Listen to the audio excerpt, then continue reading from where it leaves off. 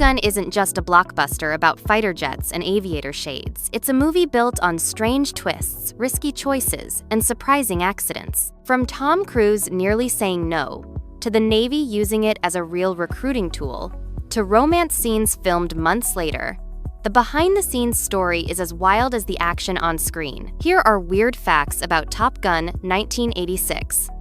Inspired by a magazine article. Believe it or not, Top Gun didn't start with a screenplay. It started with a magazine article. In 1983, California Magazine published a feature titled Top Guns by journalist Ehud Yonay. The piece described life at the Navy's elite fighter weapons school in San Diego. Producers Jerry Bruckheimer and Don Simpson bought the rights and used it as the foundation for the film. Many of the technical details, slang, and pilot culture in Top Gun came directly from that article. What's weird is that the film's blockbuster legacy can be traced back not to a best-selling novel or a studio pitch, but to a single feature story in a lifestyle magazine. Without it, Tom Cruise might never have climbed into the cockpit, and we'd never have gotten one of the most iconic action movies of the 1980s. Tom Cruise almost said no. Today, it's impossible to imagine Top Gun without Tom Cruise as Maverick. But originally, Cruise wasn't interested. At the time, he was still a rising star, known for risky business, but unsure about doing a flashy Navy movie. To convince him, producers arranged for Cruise to take a real flight with the Blue Angels. After an adrenaline-pumping ride that left him nearly sick, Cruise landed and immediately said, "I'm in." The weird part is that without that single demonstration flight, Cruise might have walked away. His decision not only changed his career trajectory, but also helped make Top Gun a cultural phenomenon. Imagine another actor in the role, it's almost unthinkable. Cruise's daredevil spirit, sealed in that first flight, became the defining energy of Maverick and set him on the path to decades of action stardom. The Navy used it as a recruitment tool. After Top Gun premiered, U.S. Navy recruitment skyrocketed. In fact, some theaters reported recruiters setting up tables in the lobby to sign up young men inspired by the film. Applications for aviation programs jumped by as much as 500% in the years following its release. What's weird is that Top Gun was never officially commissioned as a propaganda film, but it became one of the most effective recruitment tools in military history. The Navy even provided the filmmakers access to real aircraft carriers, fighter jets, and pilots to ensure accuracy. In exchange, the movie portrayed naval aviators as the ultimate heroes. The unintended partnership between Hollywood spectacle and real-world recruiting success turned Top Gun into more than just a blockbuster. It became a cultural pipeline to military service. The love scene was added later. One of the strangest facts about Top Gun is that its central love story almost didn't exist on screen. After test screenings, audiences loved the action, but felt the romance between Maverick and Charlie was underdeveloped. The problem?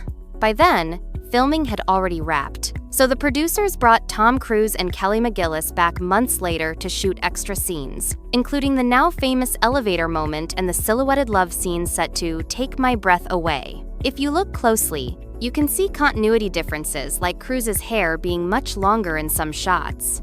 The weird irony is that one of the film's most memorable romantic sequences wasn't part of the original production at all. It was essentially an afterthought, created to balance the story and give audiences a softer, emotional counterpoint to the roaring jets. Goose's death wasn't based on a real event. Goose's tragic death in the film is one of its most emotional moments. Many viewers assumed it was based on real events, but in truth, no such fatality ever occurred at the real Top Gun school. The writers invented the incident to add drama and stakes. What is realistic, however, is the way Goose dies through a failed ejection caused by hitting the jet's canopy.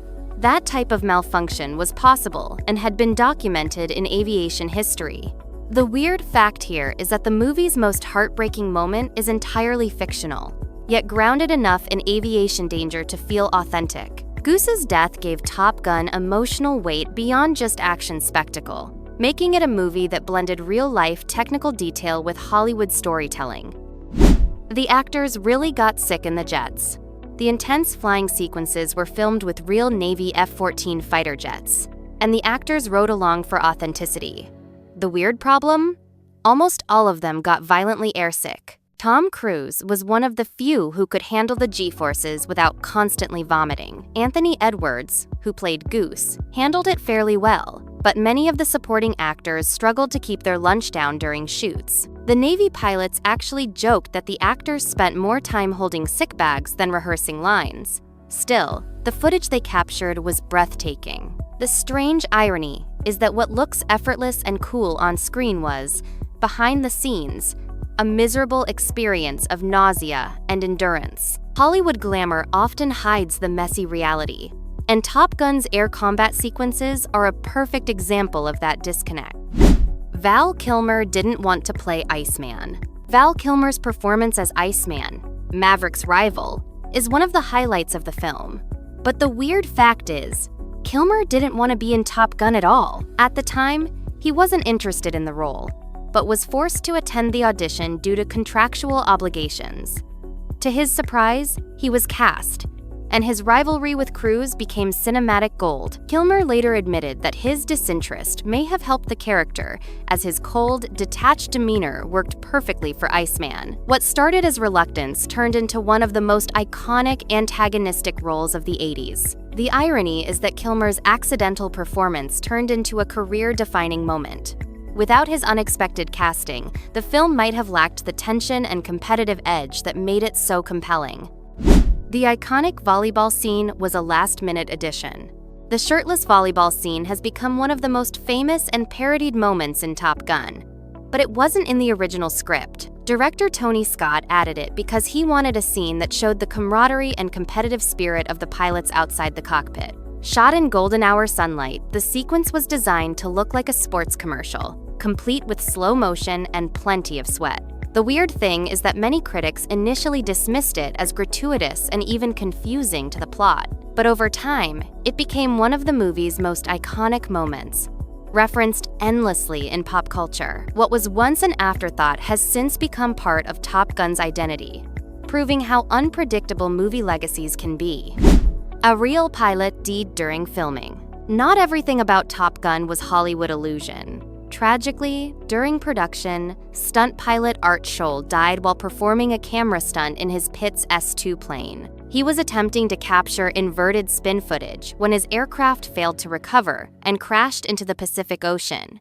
His body and the plane were never recovered. The film is dedicated to his memory, and his loss cast a shadow over the otherwise glamorous production. The weird fact is that while the film made aviation look thrilling and heroic, behind the scenes it cost the life of a skilled pilot. It's a sobering reminder of the risks taken to bring such realism to the big screen.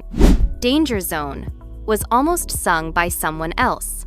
Kenny Loggins' Danger Zone is synonymous with Top Gun, but he wasn't the first choice.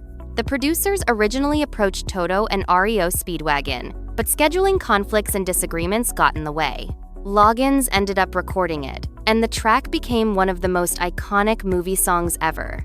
The weird part is that this defining piece of 80s pop culture was practically a backup plan. Without Loggins, Top Gun might not have had its unforgettable soundtrack energy.